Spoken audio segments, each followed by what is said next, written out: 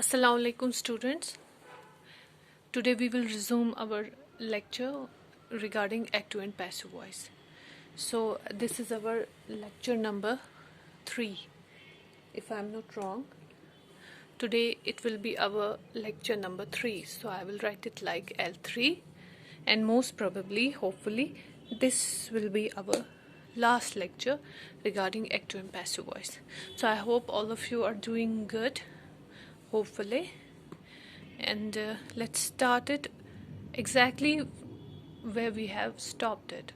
So I apologize again to you people, as my previous video lecture, again it stopped unpredictably. I don't know whether it's a storage problem or any technical error that was occurring in my phone. For that I must apologize, and let's start our lecture. So here's a book, page number 116, chapter 19, active passive voice. As you people know, let me keep my phone closer. Okay, as you people know, I was trying to make the comprehension of these examples easy to you. I was telling you difference between active passive voice.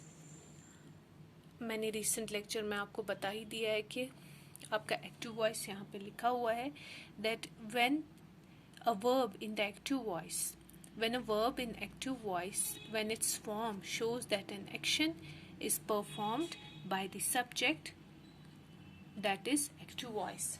When your subject is active, वो आपका active voice होता है. जब आपका subject passive है, वो आपका passive voice होता है. Let me change the direction of my position of my phone. I hope you will cooperate with me. As I told you that I am very bad at, performing these things like camera and all that. Okay. So I think I have a general animosity with these technological gadgets and all that. I don't know why.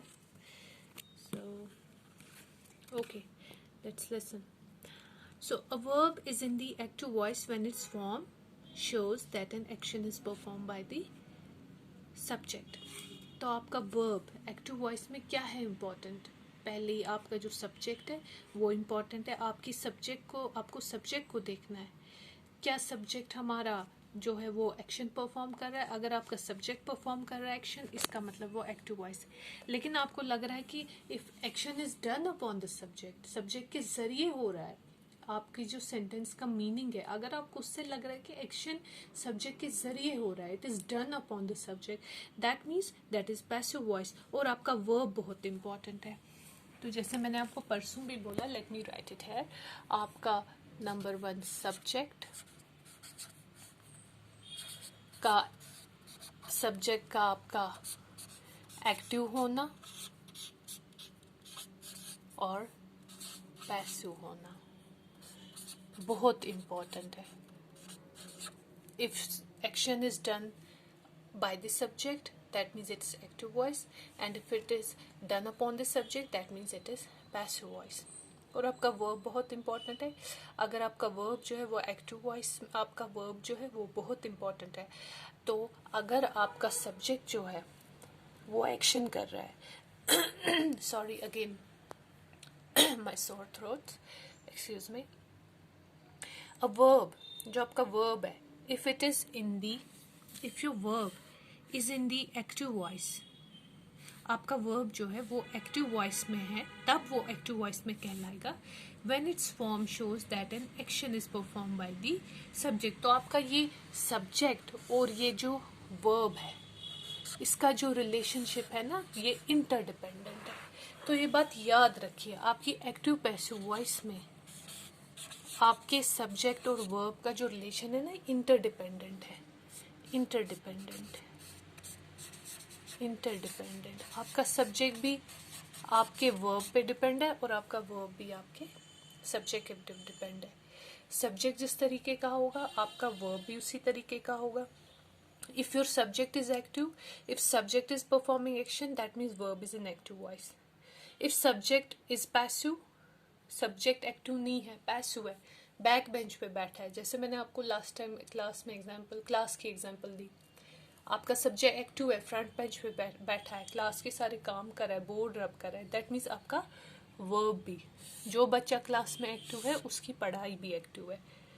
Subject समझ लो student है, verb समझ लो उसकी studies है। जब student active है studies भी active है। Student slow है, आपकी स्टडी भी स्लो है। ये वही समझ लो आप खेल है। आपका सब्जेक्ट एक्टिव है, if subject is doing action that means verb is in active voice. अगर आपका सब्जेक्ट एक्शन कर रहा है, एक्शन परफॉर्म कर रहा है, तो आपका वर्ब एक्टिव वॉइस में है, एक्टिव वॉइस में है। लेकिन अगर आपका subject, what happened to this?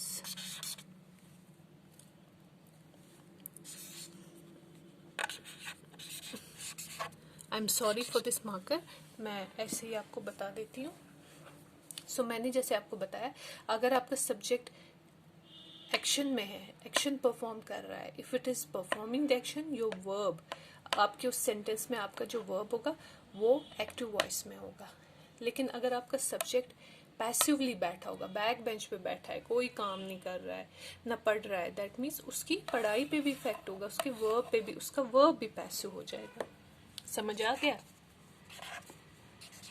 तो ये आपका बहुत ज़रूरी है, सब्जेक्ट और वर्ब का आपस में रिलेशन इंटरडिपेंडेंट क्या होता है? जैसे एक टीचर और स्टूडेंट का रिलेशन इंटरडिपेंडेंट है। अगर टीचर एक्टिव है, उसके स्टूडेंट्स भी क्लास में एक्टिव फील करेंगे। Teacher is not feeling active, तो automatically, so they are directly proportional to each other.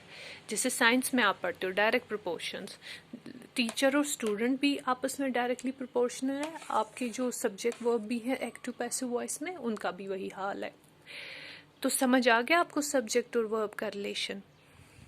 If your subject is performing action, if your subject is active in any sentence, for example, Naina drew a bird in her notebook, तो आपका verb भी active voice में है। देखिए, Naina drew, नैना ने काम किया, Drew किया।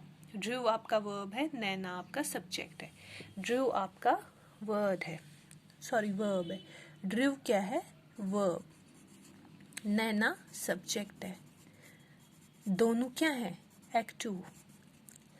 Verb is in active voice because action is perform by the subject. लेकिन अगर मैं इसको पैसिव वॉइस में चेंज करूंगी, like a bird had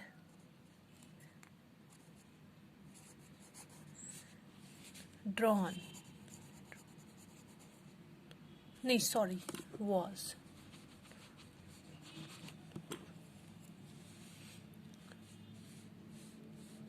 a bird was drawn, a bird was drawn by Naina in her notebook, वो मैं नहीं लिखूंगी, other words, a bird was drawn by Naina in her notebook। देखिए, अब action जो है वो इस तरीके से दिखाया जा रहा है कि एक बर्ड, अब आप इसका मतलब समझिए, एक बर्ड नैना के जरिए बनाया गया। अब जब ऐसा मतलब निकलता है, जब आपके सेंटेंस का ऐसा मतलब निकलता है कि एक बर्ड नैना के जरिए बनाया गया, उधर ही समझ लीजिए पैसिव वॉइस में सेंटेंस। फॉर एग्जाम्पल एग्जाम में आपको आएगा, बताइए ये सेंटेंस एक्टिव है या पैसिव है? अगर मतलब निकल रहा है नैना ने बर्ड बनाया नोटबुक में, that means it is an active voice. लेकिन अगर मतलब निकल रहा है एक बर्ड नैना के जरिए बनाया गया, that means it is passive. तो यहाँ पे आपका जो ये ड्रू से ड्रॉन में आ गया ना, थर्ड फॉर्म ऑफ वर्ब में। ड्रू आपकी पास्ट फॉर्म है, ड्रॉन आपका पास्ट पार्टिसिपल है, थर्ड फॉर्म। और नैना आपका सब्जेक्ट, और आपका ये ड्रॉन क्या है? ये जो मैं आपको यहाँ पेंसिल से दिखा रही हूँ, प्लीज़ आप ये सब अपनी रफ कॉपीज पे भी करिए ताकि आप अंडरस्टैंड कर पाएंगे अच्छे से। ड्रॉन आपका क्या है? वर्ब। दैट मीन्स ये दोनों यहाँ क्या है? पैसिव है। और ये बात याद रखना, आपके सब्जेक्ट की पोजीशन भी चेंज हो जाती है, जो मैंने आपको बताया, और आपके ऑब्जेक्ट की भी वाइसा वर्सा हो जाता है। देखिए